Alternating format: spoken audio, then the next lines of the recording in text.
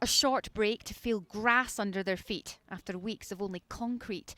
The survivors from Mariupol are allowed a break in their long-awaited journey away from the front line. For a month we were eating, over 40 of us, 6 food tins. We boiled 2 buckets of soup out of them, and that was it for the whole day. There is no house anymore. Of course there isn't. This is Mariupol after 2 months of war. Homes, play parks, cafes are now charred in blasted ruins. Tens of thousands of people are thought to have died. Many of the survivors came here, the Azovstal steel plant. As the city fell, pounded into smouldering ashes, Ukrainian fighters used the underground chambers to stay and fight.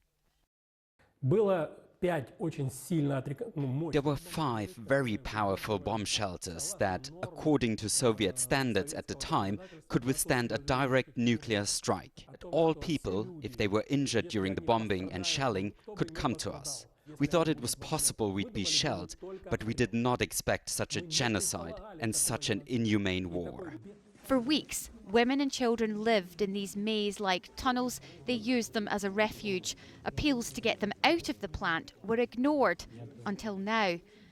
Yesterday, for the first time in more than 60 days, they clambered out of their dark refuge and were led through the rubble out of what many had described as hell. This is where they will come.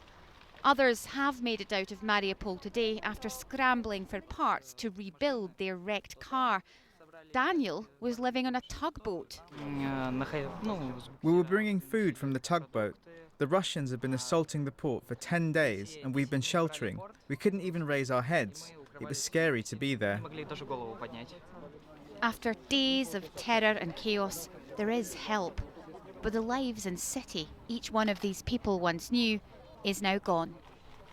Mariupol officials told us that Russia bombed the steel plant not long after the civilians left. It's not clear what the hold-up is getting them here, but it is hoped they'll be here in Ukrainian territory tomorrow.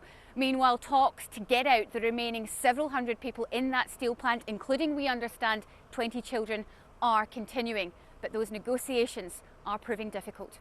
Laura Bicker, BBC News, Zaporizhzhia.